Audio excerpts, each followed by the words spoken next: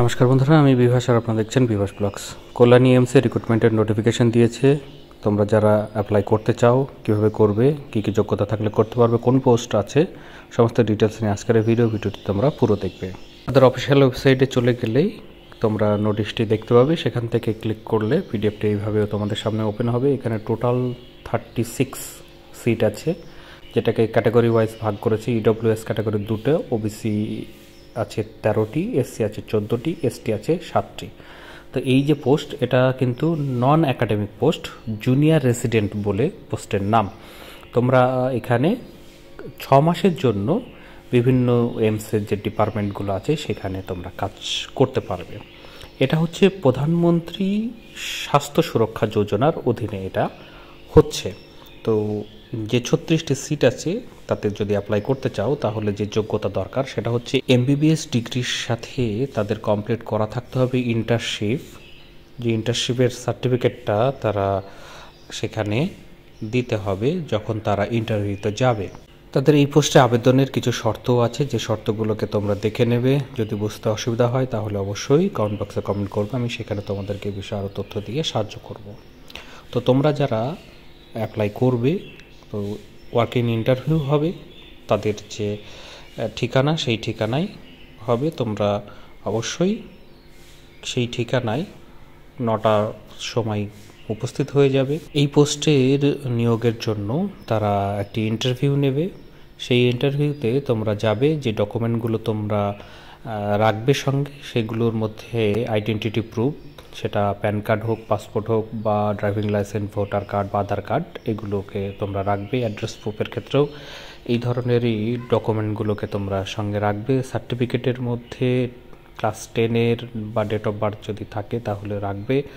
2 copy passport সাইজের photograph রাখবে। Class 10 এবং 12-এর সার্টিফিকেট রাখবে। এমবিবিএস এর মার্কশিট এবং সার্টিফিকেট রাখবে। ইন্টার্নশিপ তার সার্টিফিকেট রাখবে, এইগুলো রাখবে। অন্যান্য যে রেজিস্ট্রেশন আছে তোমাদের এনসিএমের বা স্টেট মেডিকেল যে কাউন্সিল, তার যে রেজিস্ট্রেশন, সেই রেজিস্ট্রেশনটিকে লাগবে।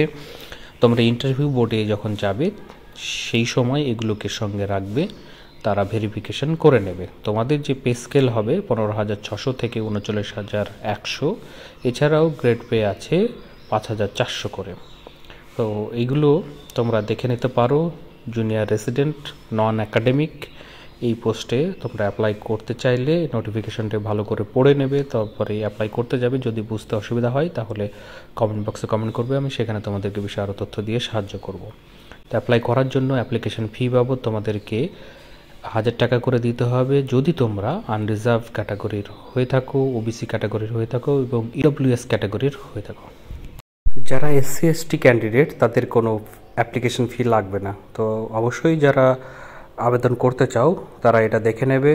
আর যারা এর ওবিসি, ইডব্লিউএস এবং আনরিজার্ভ ক্যাটাগরি, তারা demand draft AIIMS Kalyani internal resources account, এইখানে তোমরা পে করবে। এজ লিমিট 33-র বেশি যেন না হয় সেরকমভাবে বলা আছে। রিল্যাক্সেশন যারা এসসি এসটি ওবিসি ক্যান্ডিডেট পেয়ে থাকে তারা সেরকমভাবেই পাবে, এখানে সেটারও উল্লেখ করা আছে। তোমরা অ্যাপ্লিকেশন করার বা ইন্টারভিউতে যাওয়ার আগে তোমাদের একটি ফর্ম সেটা ফিল আপ করতে হবে। সেই ফর্মটি হচ্ছে এইরকম। এই ফর্মটি দেখতে পাচ্ছ অ্যাডভার্টাইজমেন্ট নাম্বার দিয়ে তোমার ফটোটিকে অ্যাটাচ করে দিয়ে তোমার যে ফুল নেম, ফাদার্স নেম বা হাজব্যান্ড নেম, অ্যাড্রেসটি দেবে। পার্মানেন্ট অ্যাড্রেস যদি সেম হয় সেটা লিখবে। তারপরে দেখো ইমেল আইডি, ফোন নাম্বার, এগুলো দেওয়ার পরে ডেট অফ বার্থ, ক্যাটাগরিতে বিলং করো সেটা দেবে। এখানে একাডেমিক যে কোয়ালিফিকেশন সেটারও উল্লেখ এখানে করা আছে। আর হচ্ছে কোনো ওয়ার্ক এক্সপিরিয়েন্স যদি থাকে তার এখানে ডেট, মান্থ এবং ইয়ার ওয়াইজ এটা দিয়ে দেবে। দেওয়ার পরেই এখানে তোমাদের যে সিগনেচার করে